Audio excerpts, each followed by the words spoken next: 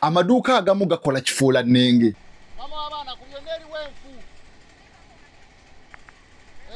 Okakasa salesman w'oyo gw'olina oba saleswoman gwa trusting n'omussa mu dduuka lyo akola ekimala bizinensi y'okukola amagoba. Nkuleetedde episode eno bagiyise business check. Tukyalira amaduuka ag'enjawulo nga tukola survey ku ba salesman ne saleswoman. Tuba twambadde body camera ng'erecording omuntu oyo saleswoman nga tamanyi oba salesman nga tamanyi. Tukikolera mu mbeera eya promotion first of all, ne tukikolera mu mbeera ey'okucheckinga ba salesman oba saleswoman mu dduuka muwamuteeka. Ne tukikolera mu mbeera ey'okucheckinga genuinity as in obwesigwa, trust mwe ba salesman gye mulina okutulaga. Episode eno y'olwaleero njiweereza mmwe mwenna abali mu bintu by'obusuubuzi nga musuubula ebijanjaalo, musuubula kasooli, musuubula buli kintu kyonna eky'obyobulimi, naye nga minzaani gye mulina epima ebintu ebiyingira ate si ye minzaani epima ebintu ebifuluma. Ngenda kubaako factory emu gye nkulaga nga side-identifyinze linnya lyayo. Balina minzaani epima ebintu ebifuluma ne minzaani epima ebintu ebiyingira.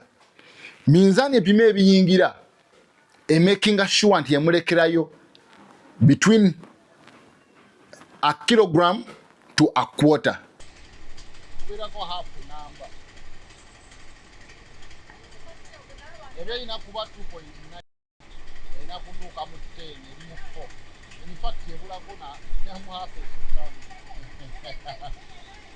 Mu buli item gy'apima eyingira, naye ate minzaani eyo tagikkiriza kupima bintu bifuluma.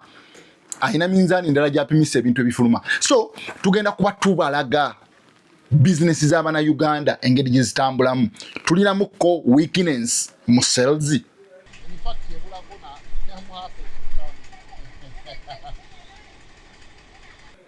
Nina experience ya myaka 5 mu Uganda nga nkola nga salesman. Nina experience ya myaka 3 mu Dubai. Nina experience ya tourism. Nina experience ya security. Nina experience ya customer care service ku international level. Tugenda kuba tukola emirimu gino wano nga comparinga research gye twakola mu Uganda ne outside Uganda. Bakasitoma bahandlinga batya. Omunayuganda ali eyo ayinza okubeeraawo nga bizinesi emwegezaamu okumutta. Bizinesi ze tutandika teziweza birthday yazo esooka mwaka mulamba nga zigwa. Kiva ku customer care, customer service, purchasing power ntono, naye nga tulaba ate bizinesi ezimu zikulaakulana. Nga tulaba abantu abateekamu amaanyi bakulaakulana. Byebyo byenziza okubatuusako olunaku olw'olwaleero nga tugenda kutandika ne mwami oyo alina minzaani 2 epima ebiyingira n'epima ebifuluma. Bw'omugamba nti mpimira ne bateeka ku minzaani epima ebiyingira nga tebiwera nga ayitayo endala minzaani epima ebifuluma nga ajja kwena epima ebiyingira nga ssa kwena epima ebifuluma.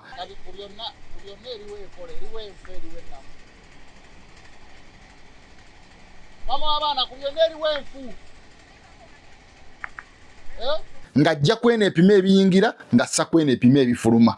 So zezo episode zengenda okuba nga mbatuusaako nga tukomparinga ebitundu ebyenjawulo ba salesman, ba saleswoman.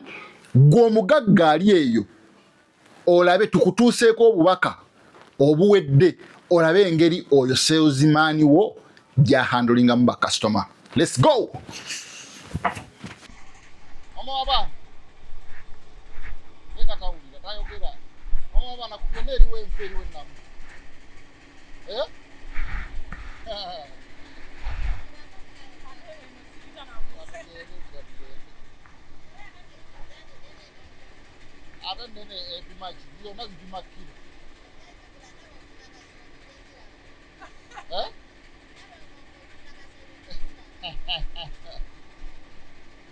Eriye pima balete ne pima twala. Eh? Yeah.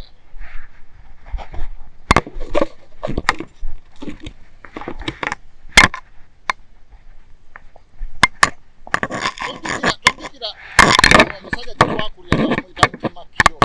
Tomujjukira naye buli mwali z'omutwalira ku bantu waliwo kimanyi nga ye buli mwanyi z'atunda oleeta 7 akapima 6.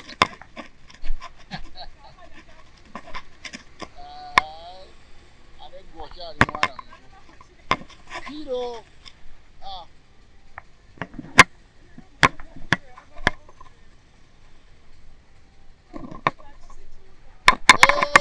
mbadde kyewuunyisa